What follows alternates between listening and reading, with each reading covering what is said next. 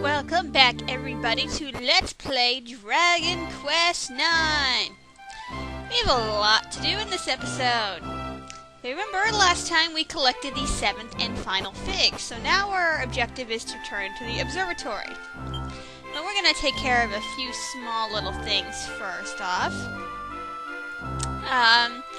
And while we do that, I'm going to give a little bit of a plot recap of the game, if you can call it that. Basically, starting from the beginning, we're a Celestrian, a race of people whose job is to, well, kind of be literal guardian angels of of towns, in order to collect benevolence, which we feed to the tree, the giant lovely tree Iggy, in hopes that she would bear shining fruit, which, a few episodes in, she did. And then in comes flying the Starflight Express, and then all of a sudden, big massive explosion, yada yada yada, we lose our powers, and we land on Earth, or whatever they want to call the thing. Only to find out an earthquake has taken place there simultaneously. Now, since we've lost our wings and halo, we have no way of getting back to the observatory. But then we discover a broken piece of the Starflight Express and find our little friend Stella there, who initially doesn't believe we are Celestrian. So, we're charged with collecting even more benevolence in hopes that our powers would return and get the thing moving, and indeed, that does work. So we go back to the observatory to find out a lot of the Celestrians have fell, and we are the only one who has returned. So we pay a visit to the World Tree once again, and find out that Iggy is talking to us, and she wants us to collect the seven shining fruits that, in the ensuing explosion, early on in the game, have landed on Earth. So for the past 20 episodes, we have been collecting said shiny fruits, which people have stupidly eaten, and wreaked havoc on other people, those poor humans. So now, at episode 38, we are finally trying to get to the actual central plot of this game, because pretty much everything else has been a subplot or a plot point leading up into the next major event. And Stella is already here waiting for us, despite the fact that when we first got here to All Trades Abbey, she kind of, smashed it into the tree. But that's okay. So let us return to the observatory for the first time in ages. Now, if you also remember, Stella is also looking for her friend, who apparently works in the Starflight Express, who she affectionately calls Fat Guts. We have yet to find him either. It was clearly stated there were 7.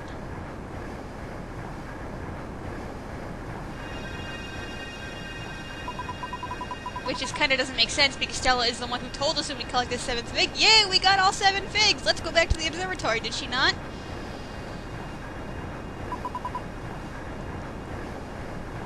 Yeah, what is that shiny light?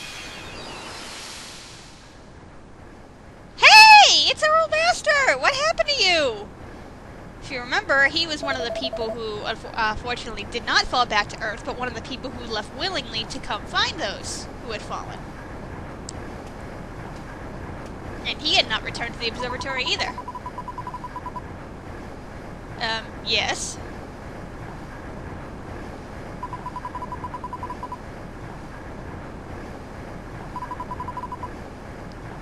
Oh, isn't she nice? Well, why didn't anybody else help?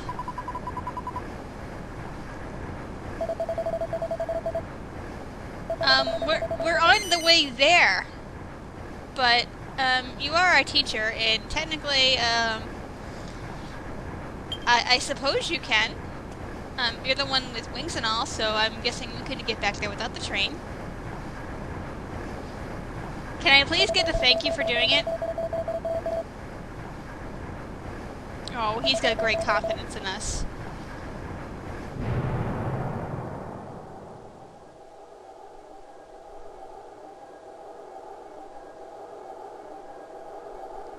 Who said that?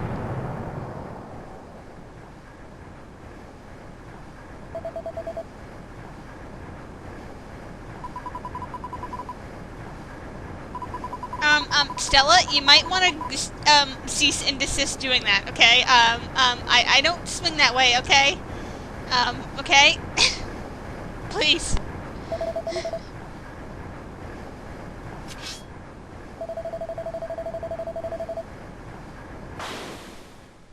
What?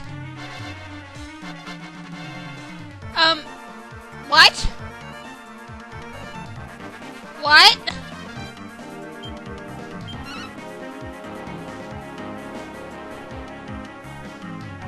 That's right. Remember that from way the beginning of the game, that Celestrians cannot act against their superiors. It is not just one of those, unwritten rule kind of things. It is actually programmed, if that's the right word, into them that they physically cannot act against their superiors. Period.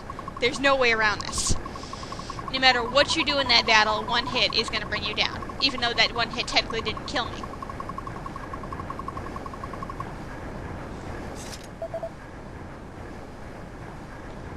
How could he betray us like this, though? And he just used the force on the door and just ripped it straight off the hinges. Well, why don't you do something, Stella? You got wings, you can fly, I can't. Clearly we're, in the middle of the air here.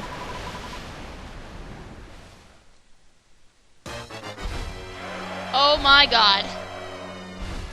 What the F?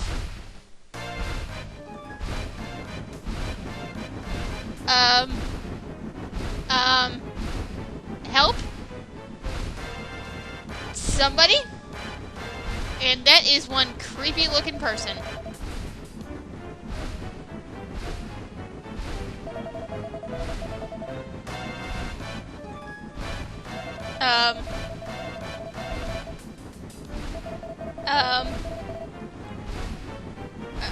Who is this guy?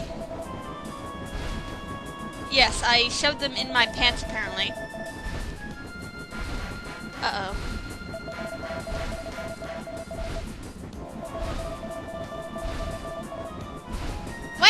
What are you people talking about?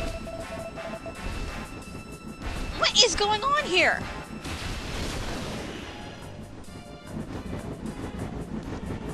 No, no, no, no, no, no, no, no, no, no, no, no, no, no, no, no, leave me alone! Leave me alone! You jerk-offs! No! No! Stella, will you steer this thing out of the way? Dude, my unconscious body is just sitting here and the door is clean open. You better do something.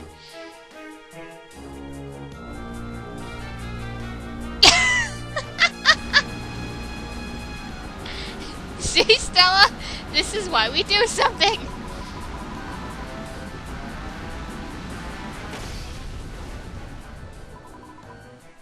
Dude, you have wings! Now the train is gonna crash again because nobody's driving it. Well, I'm kinda only a half Celestrian right now.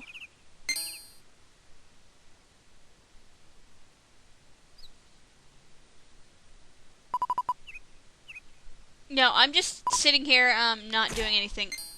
What the hell? You didn't even check my pulse. And everyone's just sitting around like, what? Yeah.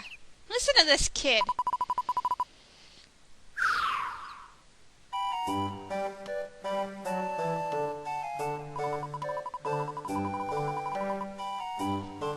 Oh, shut up, Stella. I probably had brain damage after that. That's the second time in the game I've just fallen right out of the sky and somehow miraculously survived.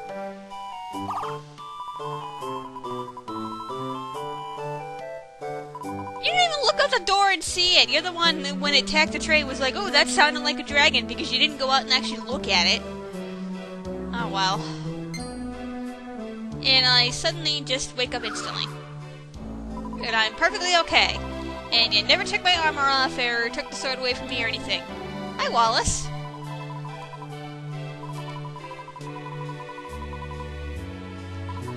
Oh, good. So you saw it too. Very thank you for saving me, unlike all those other a-holes.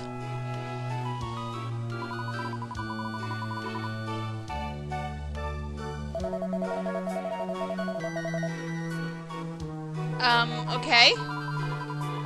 I think Mr. Wallace just explained it all. Giant black dragon, and then I showed up. It's obvious what happened.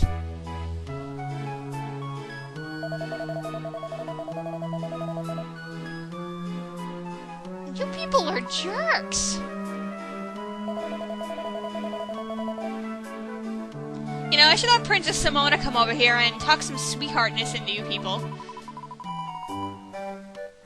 Yeah. First, I'm gonna raid your drawers.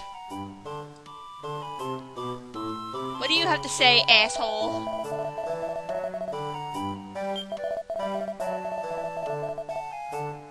Well, you know what? Giant middle finger on you.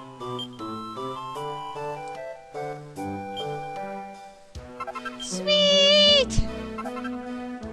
Haha, I read your books. So let's explore around. This is obviously the town of Wormwood Creek, which is now on our zoom list. And by the way, you can still zoom back to another town. And actually, does this show the world map? Yes. If you notice that little purple dot signifying our current location, we're actually on the southwest continent now, which we have not previously been. Now, technically, you can sail here when you first have the boat, which, as you can see, is inaccessible to this area. Obviously, we could warp back to Altrades Abbey, which is where it is now, and sail it around. But if you come here too early in the game, the citizens of town won't let you in, so you cannot get this as a warp point early. So basically, this continent is pretty much off limits to you until you've actually gotten here the way you're supposed to get here normally, which is obviously what just happened. I am not on your fields. Just for that, I am going to walk on them. Well, there's no point in putting a sign in the middle of the field where someone has to walk over to read it. Dummies.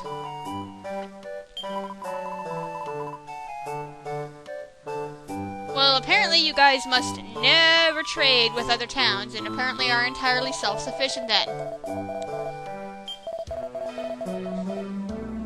Well, considering you guys are the ones who want to ask me a question about the Black Dragon, it would behoove you to listen to what I have to say about it, even though... Oh, you have a quest, I'm not gonna... No. Didn't notice this icon was blue until after I hit the item, the A button. No. I don't care. Don't care, shut up. No. Shut up. Alright, what do you have to say for yourself?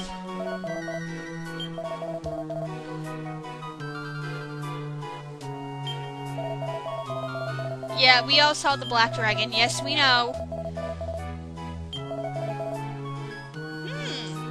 Okay, that kind of explains why they want to know about it.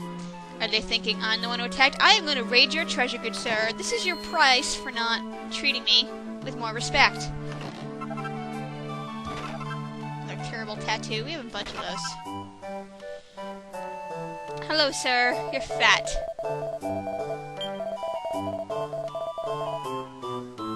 Oh, so you're a foreigner too, and they're not kicking your ass. Haha, and despite the fact that, you know, we're foreigners, I guess our money is perfectly good. Now, I'm gonna buy the Dragon's Bane sword, even though it costs a hell of a lot of money. Because this is your last opportunity for quite a while to upgrade your weapons. There's a lot to do before the next town. And I mean a lot. It's probably going to be at least probably 3 or 4 episodes before we even get there.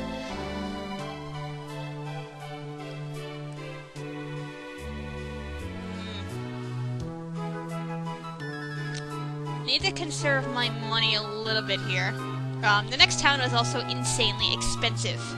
Like, a lot more expensive than this stuff.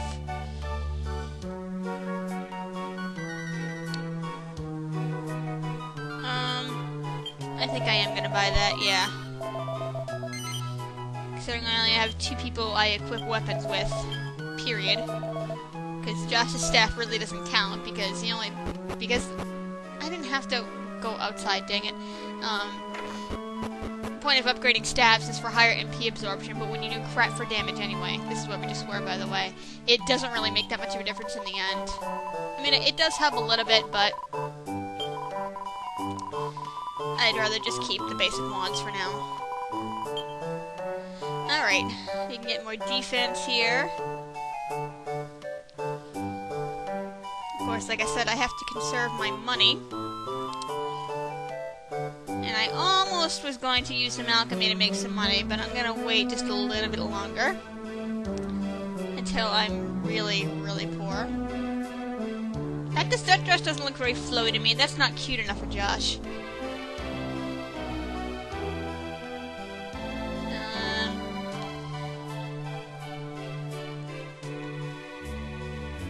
It's not enough of an upgrade. John needs better equipment, man.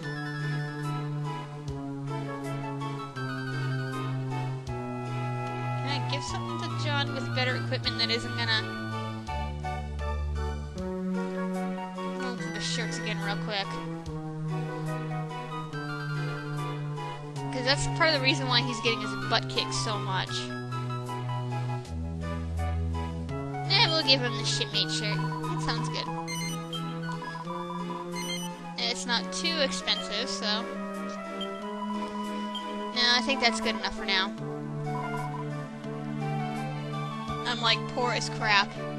And even though I can sell some old stuff, I'd rather keep it for Alchemy Lady. Yes! Later, not lady, sorry.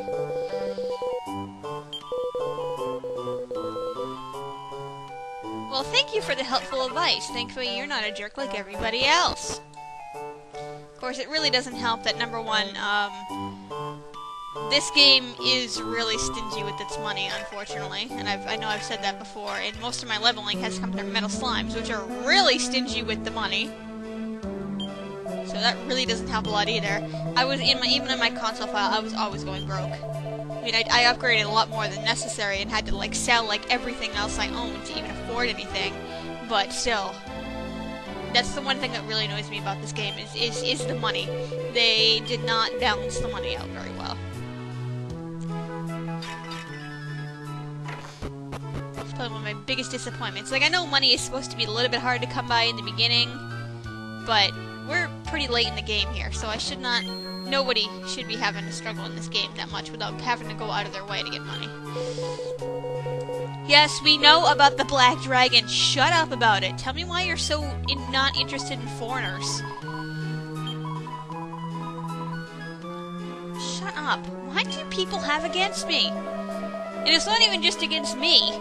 For, you know, being associated, potentially, with the Black Dragon. It's just because you're a bunch of jerks. Shut up. Alright, you're probably not gonna rent me a bed. Well, they will, but... Because you're a meaty pants, I'm not going to talk to you. Let's check out the item shop, even though I'm not gonna buy anything here. But we have a bookshelf over here. Ooh, Lucida shards, yeah.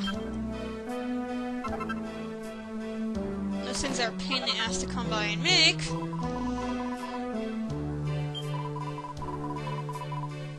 Yes, that's right. You're not gonna make any money if the only people in town are the buyers. It kind of is gonna suck.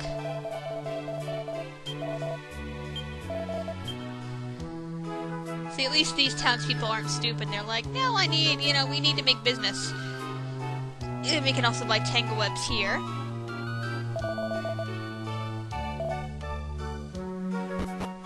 I think the only other town we could buy those in was Mongolia. Because I refuse to pronounce that town's name, so it's always going to be Mongolia. Alright, let's go in the church.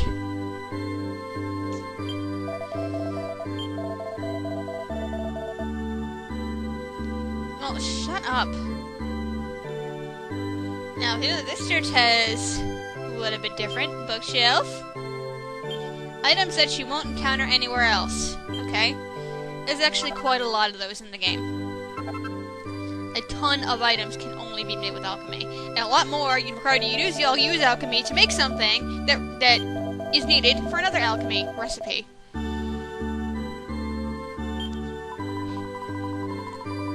Yeah, see, aren't you very nice? I'm gonna save my game here.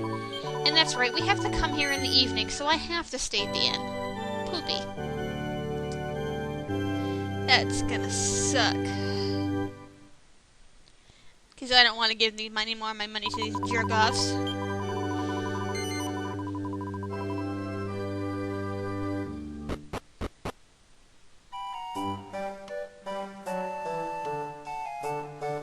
Alright, fine. I'll give you my 40 gold or whatever the heck you're gonna charge me.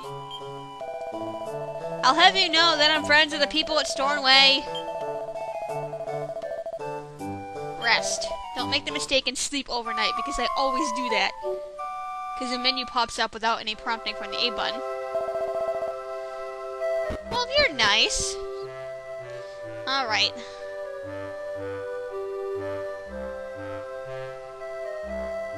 Let's go into church and answer these butt munches questions. And they're all sitting here having a meeting. Hi, Wallace. Well, aren't you nice to come back us up if need be? Aha! So, here's a legend that people actually have a reason to believe. Well, especially now, since we saw said black dragon. Who's this Grey Gnarl? Oh, I want to talk to that other guy first. Dang this centered thing.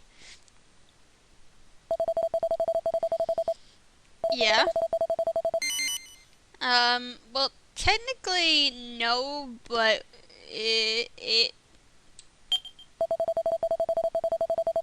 yeah, we'll just say that for now, because technically it is the truth. You know, if you people have never seen this black dragon before, you wouldn't know that it'd be impossible to survive. If there's no survivors, where do the stories come from?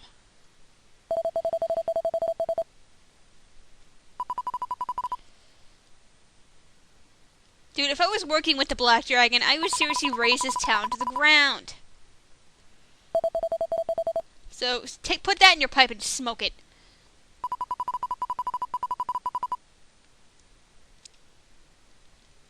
And now you frighten one of the little kids. Nice. Good going.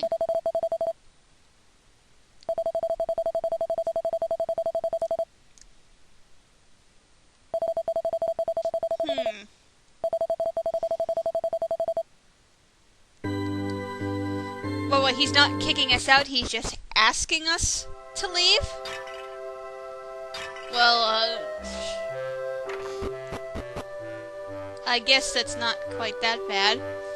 But Wallace isn't home. Where has he gone? I don't know, guys. We're gonna have to find out next time on Let's Play Dragon Quest IX. See you later!